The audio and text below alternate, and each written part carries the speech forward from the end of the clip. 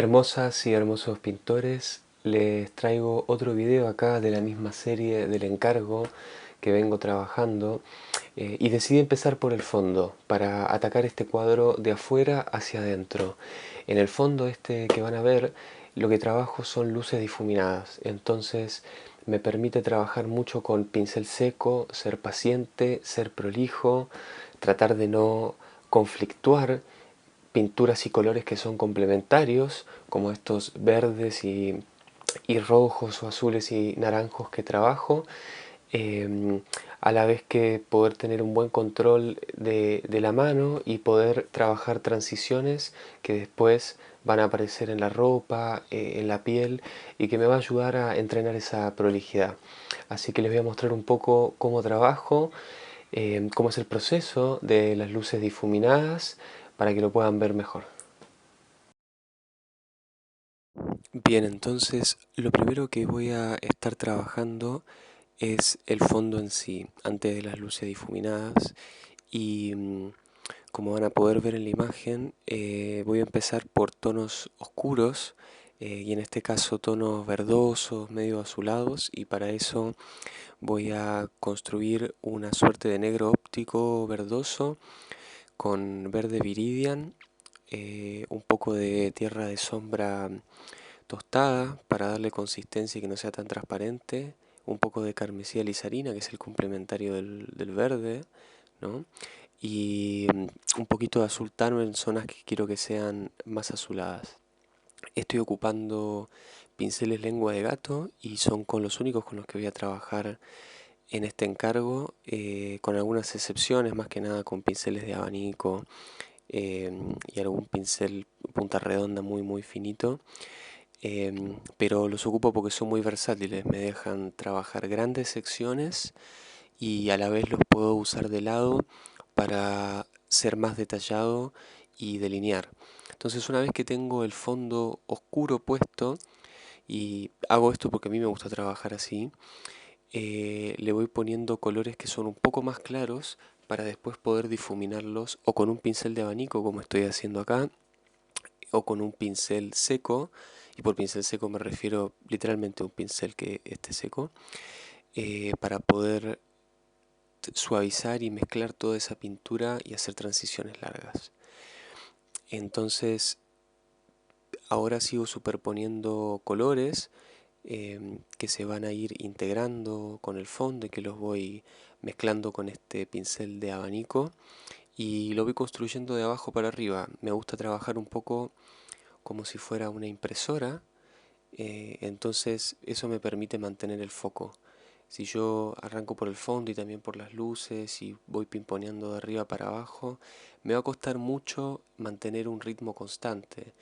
Y esto lo aprendí con los encargos, porque cuando uno pinta un cuadro por gusto y no tiene límites de tiempo, em, uno se toma ciertas libertades y a veces no es tan estricto en las propias decisiones de su cuadro. No porque no sea autoexigente, sino porque no tiene la optimización como premisa para trabajar. Y acá, por más que yo disfrute la pintura, y la haga con mucho amor y con mucha paciencia, ser óptimo me rinde, porque si no me demoro tanto tiempo haciendo el encargo, quiere decir que tengo más tiempo para pintar o simplemente para hacer mis cosas.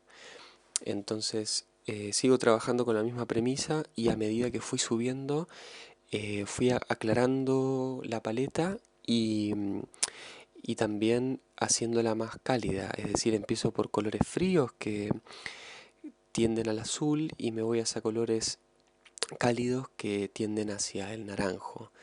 Y para esto empecé a construirlos ya con carmesí alizarina, un poco de amarillo ocre también, y ya blanco de titanio. Y ahora paso a las luces y simplemente estoy usando amarillo de cadmio medio con blanco. Y vean que una vez que pinto y relleno el círculo de la luz, ocupo un pincel seco en el que voy siguiendo la forma del círculo, acariciando muy despacio la pintura, em, y hago dos tipos de emoción. Una en donde sigo la línea del círculo y otra donde hago movimientos un poco más en forma de O, en forma redonda, y que los hago para hacer transiciones más largas. Y ahora ya bajé un poco el pincel, refiriéndome a que estoy trabajando con pinceles un poco más chicos. Trabajo con pinceles 4, 2, pincel 1 para hacer este trabajo de seguir la línea, y con un abanico chiquitito. Tengo un abanico 2 que es muy lindo porque me permite casi hacerle cosquillas a la tela y de esa manera ir mezclando la pintura. Entonces voy trabajando todas las luces con la misma técnica, relleno la luz, luego uso algún pincel como un 2 o un 4 para fundir los bordes entre la luz y el fondo.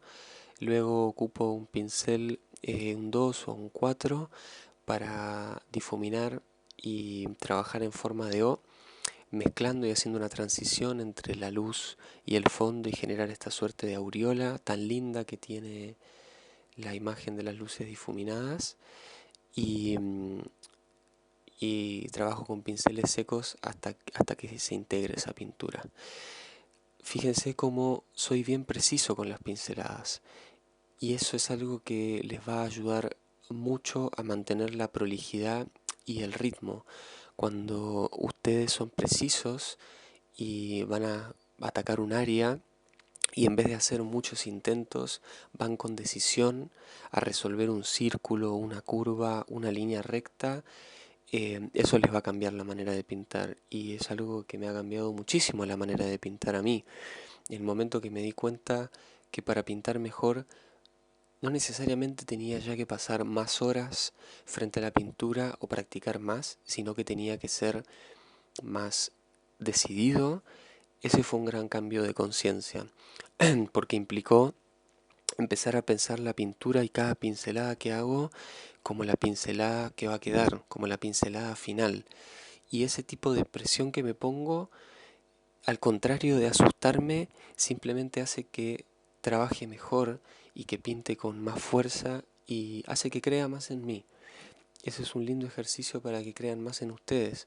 Piensen cada pincelada como la pincelada que se va a terminar viendo en la tela, más allá de que sea la primer capa o de que recién estén empezando, porque con la misma seguridad con la que van a atacar esa pintura, van a atacar seguramente la vida u otros ejercicios artísticos.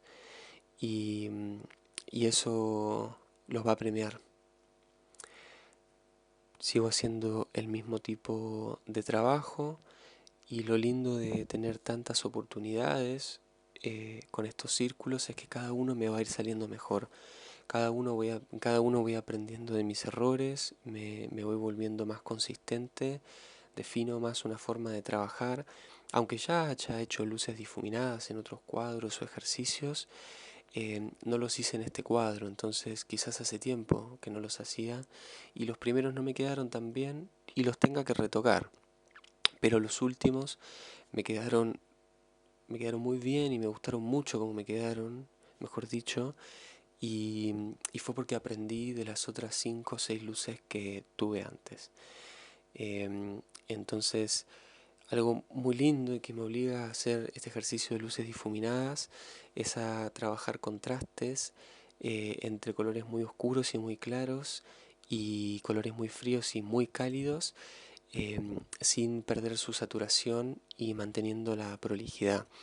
Y ese es un gran ejercicio para después poder trabajar detalles, sobre todo del rostro, que es tan específico, y mantener su apariencia y delicadeza. Ahí le estoy dando los últimos toques, superponiendo luces, y cuando empiezo a trabajar con muchos colores, la táctica a la que recurro es ocupar varios pinceles. Más colores, más complejo, más pinceles. De esa manera no mezclo, no enchastro, mantengo la prolijidad y siempre tengo a mano algo algo que me salve, sea un pincel seco, sea un pincel con un color que ya usé.